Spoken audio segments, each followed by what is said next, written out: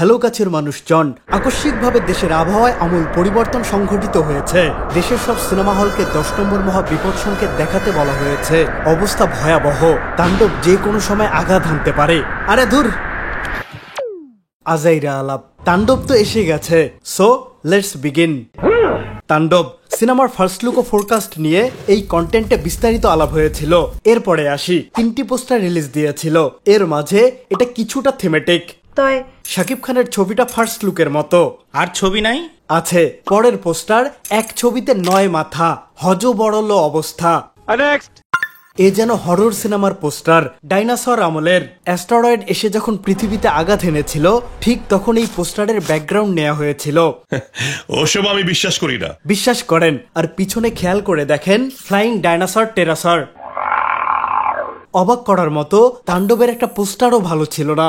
এদিকে সিনেমা মুক্তির পরের দিন দিয়েছে ট্রেলার। প্রমোশনের এই অদ্ভুত কালচার আমি বুঝি না। যাই হোক, এবার মূল সিনেমায় আসি। রেডি? আরে এইটা না, আবার রেডি? তাণ্ডব সিনেমার tagline, chaos has a new name. তাণ্ডব একটি হাইব্রিড জনরার ফিল্ম, যেখানে ক্রাইম থ্রিলারের সাথে যুক্ত হয়েছে সোসিও পলিটিক্যাল ড্রামা।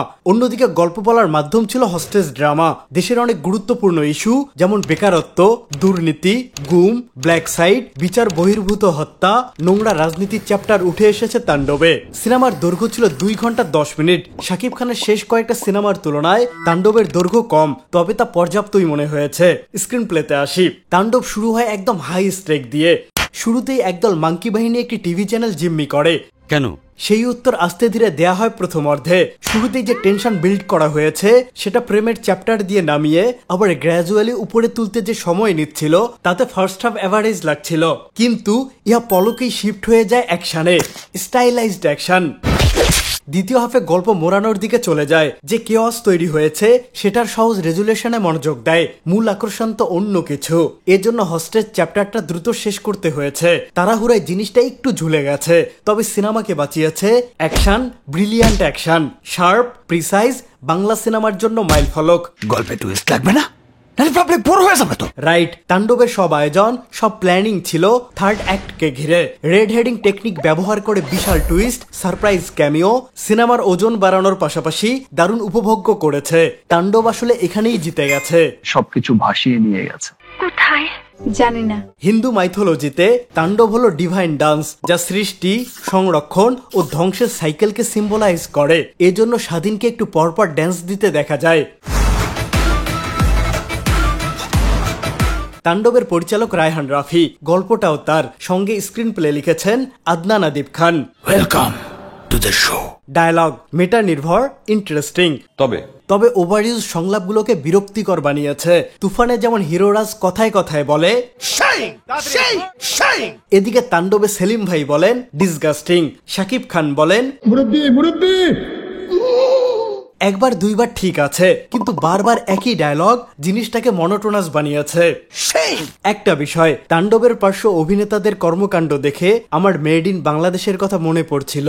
যেমন ধরেন, মুরব্বীদের সাথে বেয়াদবি। এই মুরব্বীদের সঙ্গে বেয়াদবি করাটা সহ্য করবেন? না, সমর্থন করি না। এই কন্টেন্টের শেষে বিশাল একটা স্পয়লার চ্যাপ্টার থাকবে। সেখানে গল্পের অনুপ্রেরণা ও সিনেম্যাটিক ইউনিভার্স নিয়ে আলাপ হবে। সিনেম্যাটিক ইউনিভার্স কি? একটা সিনেমার সাথে আরেক সিনেমার ক্যারেক্টার্স, সেটিংস, ইভেন্টস বা স্টোরি লাইন্সের কানেকশন। সহজ ভাষায় একটা ওয়ার্ল্ড থেকে অনেক সিনেমা, বেশি বেশি বিনোদন আর কি। কিছুটা আইডিএলসি ইনকাম ফান্ডের মতো। সবকিছু বেশি বেশি পাবেন। বেশি রেট 9 থেকে 10%, বেশি ট্যাক্স রিবেট 4x, 4 গুণেরও বেশি। এছাড়া সেফটিও বেশি পাবেন, কারণ জমাকৃত টাকা বিনিয়োগ করা হয় ট্রেজারি বিল ও বন্ডে।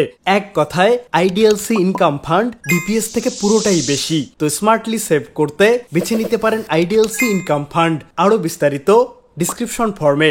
এবার অভিনয়। প্রথমেই শাকিব খান। টিভি চ্যানেলের মধ্যে সবাইকে জিম্মি করার পর আমজনতা বলছিল আমি শাকিব খানের পারফরমেন্স দেখে ভাবছিলাম বান্দায় কি শুরু করছে। একের পর এক আইকনিক পারফরমেন্স। দিন দিন তার সিনেমার লেভেল আপ হচ্ছে, চরিত্র বদলে যাচ্ছে, পারফরমেন্সে ভেরিয়েশন আসছে। তাণ্ডবে তার চরিত্রের ছিল 2টা চ্যাপ্টার, একটা ফ্ল্যাশব্যাকের স্বাধীন আর একটা বর্তমান টাইমলাইনের স্বাধীন। দুইটার অভিনয় ধরন 2 রকমের, দুইটার ভয়েস টোন 2 রকমের। বডিতে ব্যাকটেরিয়া পুশ করতে হয়। বর্তমান চরিত্রটির ভয়েস হাস্কি, অ্যাকসেন্ট আলাদা, এক্সপ্রেশন অনবদ্য। এদিকে অ্যাকশনেও দুর্দান্ত ছিলেন Shakib Khan. Reflex, timing brilliant. পুরো সিনেমাটা শাকিব খানকে ঘিরেই সাজানো হয়েছে আর তিনি সেটা যথার্থ আউটপুট দিয়েছেন। Well done Shakib Khan. সিনেমায় স্বাধীনের নায়িকা ছিল সাবিলা নূর। নূর আপার প্রথম সিনেমা, কিন্তু পর্যাপ্ত স্পেস পাননি। তার চরিত্রটি পর্দায় ছিল 15 মিনিটের মতো, এর মধ্যে আবার ছিল 2টা গান। সত্যি বলতে তার করার তেমন কিছুই ছিল না। যতটুকু স্পেস পেয়েছেন হার্ডলি ট্রাই করেছেন, ফলে এক্সপ্রেশনগুলো অতিরঞ্জিত হয়ে গেছে। এসবের বাইরে বড় পর্দার দুনিয়ায় তাকে খুব একটা আনকমফোর্টেবল লাগেনি, তবে তার কিছু কস্টিউম উইয়ার্ড লেগেছে।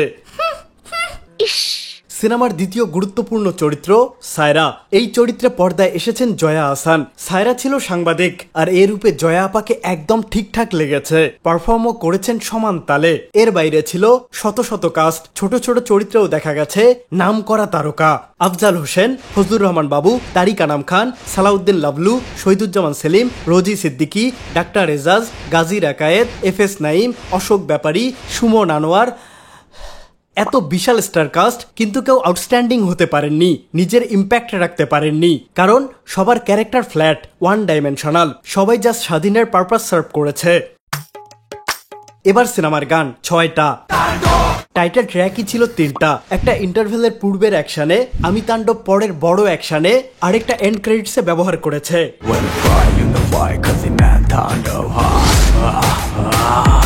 ফোরকাস্টে ব্যবহৃত এই পার্টটা মূল ট্র্যাকে ছিল ডিফারেন্ট।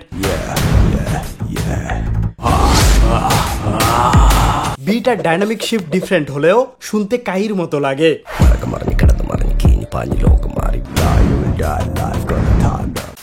সিনেমার শুরুতে ছিল র্যাপ, খবর দে।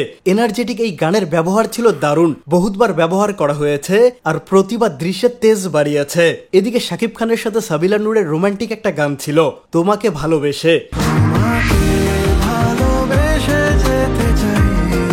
অরিন্দম ভট্টাচার্যের কণ্ঠে এই গান আমাকে মুগ্ধ করেছে। কি মিষ্টি একটা গান, শুনতেই আরাম লাগে। সিনেমার সবচেয়ে অদ্ভুত গান, অদ্ভুত প্লেসমেন্ট। এক বান্দা শাকিব খানকে বলে আপনার চাকরিটা হয়ে গেছে, তারা হাত মিলায় আর সাথে সাথে আলেয়া আপা গান শুরু করে। মানে কি আচমকা আলেয়া আপা এখানে কি করে জানি না।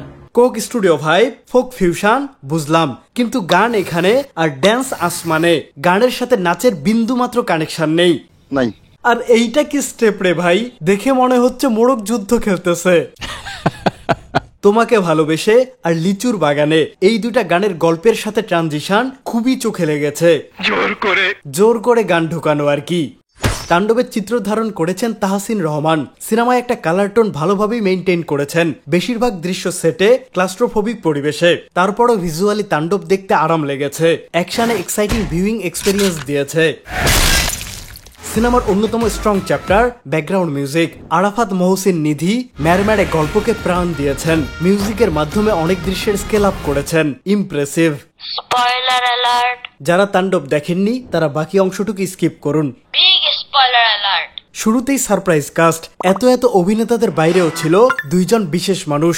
মানসুর চরিত্রে সিয়া আহমেদ আর ক্যামিও দিয়েছেন আফরান নিশো। চরিত্র মাসুদ, সুরঙ্গের মাসুদ। 2.5 মিনিটের জন্য পর্দায় ছিলেন নিশো, জমিয়ে দিয়েছেন। কিন্তু তাকে মাসুদ কম, পুষ্পাই লেগেছে বেশি। গেট আপ ছিল একই রকম, সাফারি সেট, হাতে গোল্ড, ছিল পুষ্পার মতো চেয়ার, এমনকি কামড়ও দিয়েছেন পুষ্পার মতো। এছাড়া কারাগারের রাজুর মতো নিশো এমন সিগারেট ট্রিক দেখান। You talking to me? না। অন্যদিকে সিয়ামের লুকটা যেমন ছিল ভয়ঙ্কর, পাগলামিটাও তেমন বাঁধন ছাড়া। আরমান মানসুর সামনে কি করে তা দেখার অপেক্ষায় থাকবো। থাক, তার দরকার নেই। এবার ডিসক্লেইমার ইস্যু। প্রত্যেক সিনেমা হলে প্রতিটি সিনেমা শুরুর আগে একটা ডিসক্লেইমার দেয়া হয়, এটা আমরা কেউ পাত্তা দেই না। এরপর পর্দায় এক্সাইটিং মোমেন্ট আসলেই মোবাইল বের করে রেকর্ড করা শুরু করি। জিনিসটা যে ক্রাইম সেটা মানুষ জানেই না, অন্যদিকে রেকর্ড করেই থেমে থাকে না। নেটে সাইডা দাও। অনলাইনে আপলোড করে দেয়। আমি তাণ্ডব প্রথম দিন প্রথম শো দেখেছি। সিয়াম আর নিশো ছিল সারপ্রাইজ এলিমেন্ট, আর তাদের পর্দায় আগমনে মানুষের উচ্ছ্বাস ছিল বর্ণনাতীত। কিন্তু এরপর বাসায় এসে দেখি হলের সেই সব স্পয়লার ফুটেজ মানুষ আপলোড করে দিয়েছে। আপনারা যদি ক্লিপও আপলোড করেন আমরা কিন্তু কঠিন পদক্ষেপে যাব। যাওয়াই উচিত। অনেকে সিনেমা হলে যাচ্ছে এগুলো রেকর্ড করে কন্টেন্ট বানাতে। বিষয়টা দুঃখজনক, পাশাপাশি ইন্ডাস্ট্রির জন্য ক্ষতিকারক। কোনটা টিজার আর কোনটা স্পয়লার, কোনটা অফিসিয়াল আর কোনটা আনঅফিসিয়াল, এটা বোঝা অতীব জরুরি। আমজনতা অনেকেই না বুঝে করছে, মানলাম, কিন্তু ইন্ডাস্ট্রির লোকজন, সিনেমা নিয়ে কাজ করা ইউটিউব চ্যানেল, পেজ, বড় বড় মিডিয়া সবাই স্পয়লার জিনিস দিয়ে আর্টিকেল তৈরি করছে, রিলস বানাচ্ছে, পোস্ট দিচ্ছে, স্টোরি দিচ্ছে। এইটা কেমন কথা? ধ্বংসের কথা। অনেকেই সিনেমা দেখতে চাচ্ছে বাট টিকিট পাচ্ছে না, এদিকে স্পয়লার খেয়ে বসে আছে। এটা হইলো বেটা? স্পয়লার শুধু সাধারণ দর্শক দিচ্ছে না, সিনেমার সংশ্লিষ্ট মানুষজনও দিচ্ছেন। এই লিস্টে জয়া আপা থেকে পরিচালক সাহেবও আছেন। ও শিট। এই কন্টেন্টে আমি যে মাসুদের লুক দেখালাম, এটাকে অফিসিয়ালি পোস্ট করেছেন পরিচালক। রিলিজের 7 দিনের মধ্যে সিনেমার সেরা 3টা মোমেন্টের ঝলক পরিচালক মানুষকে দেখিয়ে দিলেন, সেটাও যেটা টিকিট কেটে মানুষের সিনেমা হলে দেখার কথা ছিল। নিজেই আপলোড দিচ্ছেন, আবার নিজেই প্রেসে এসে দর্শকদের হয়ে অভিযোগ দিচ্ছেন। কেন আপনারা আপলোড করছেন? আমরা তো সিনেমাটা এখনো দেখিনি। আর এই মিখাইল নামটাই তো সবচেয়ে বড় স্পয়লার। মানে কি বলবো, যাই হোক। পরিচালক আরো বলেছেন, তো আপনারা যদি ভুল করেও সিনেমার কোনো ফুটেজ আপলোড করেন তাও কিন্তু আপনি অ্যারেস্ট হবেন। আইরনি হলো পাইরেসি ফুটেজ দিয়ে বাড়ানো ভিডিও পরিচালক নিজেই শেয়ার করেছেন। আগুন আগুন। সিনেমা হলে ক্যাপচার করা স্পয়লার যুক্ত ইমেজ ভালোবাসার সহিত শেয়ার করেছেন। ওয়াও। এবার সিনেম্যাটিক ইউনিভার্স। তাণ্ডবের মাধ্যমেই রায়হান রাফি সিনেম্যাটিক ইউনিভার্সের সূচনা করলেন। তাণ্ডবের সাথে সুড়ঙ্গকে কানেক্ট করলেন, যেটা সামনে আরো বর্ধিত হবে। সুড়ঙ্গ 2, তাণ্ডব 2 আসবে। সিনেমার শেষে শাকিব খান জাস্ট ক্যামেরার দিকে তাকিয়ে মিডল ফিঙ্গার দেখান। ব্যাকগ্রাউন্ডে বাজে আরেক title track, he is a Batman. মিউজিকের সাথে এন্ড ক্রেডিটস একদম জমে যায়। তাণ্ডবকে দেয়া হয়েছে ইউ সার্টিফিকেট, মানে আনরেস্ট্রিক্টেড, সর্বজনীন। ফ্রেমের একদম মাঝে শুধু মিডল ফিঙ্গার দেখানো কিভাবে সর্বজনীন হয়? এটা একটা সুন্দর প্রশ্ন আপনার, আসলে খুব টেকনিক্যাল প্রশ্ন। এবার কপি ইস্যু। তাণ্ডবের প্রথম হাফ দেখার সময় বারবার গোডসে সিনেমার কথা মনে হচ্ছিল। 2022 সালে মুক্তি পাওয়া তেলুগু সিনেমা কোরিয়ান দ্য নেগোসিয়েশনের রিমেক ছিল। এদিকে তাণ্ডব রিমেক নয়, কিন্তু প্রথম হাফের কয়েকটা প্লট পয়েন্ট, চাকরি ইস্যু, সিস্টেমে কারাপশন, এসবে সাদৃশ্য আছে। অন্যদিকে তাণ্ডবের দ্বিতীয় হাফ পুরোপুরি আলাদা, ক্লাইম্যাক্স আলাদা, রেজলিউশন আলাদা। সব মিলিয়ে যদি বলি তাণ্ডব উপভোগ্য, তাই আহামরি না। স্পেশাল চরিত্র আর সেটাকে ঘিরে তৈরি হওয়া টেনশন সিনেমাকে বাঁচিয়েছে। তা কাটলে তাণ্ডব একটা made in Bangladesh. Made in Bangladesh sir. যাও। তো আজ এই পর্যন্তই। ভিডিও ভালো লাগলে সামাজিক কাজে লেগে পড়ুন। তাণ্ডব দেখে থাকলে কমেন্টে জানান আপনার অনুভূতি। তো আজ আমি যাচ্ছি, খুব শীঘ্রই দেখা হবে নতুন ভিডিওতে।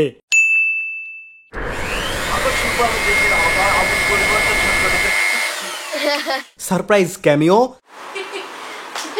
Surprise cameo. নেটে সাইডা দাও। শ্রদ্ধেয় এক মুরব্বীর মতে তাণ্ডব অলরেডি সুপার ডুপার হিট হয়ে গেছে। কংগ্রেচুলেশন। আগুন আগুন আগুন।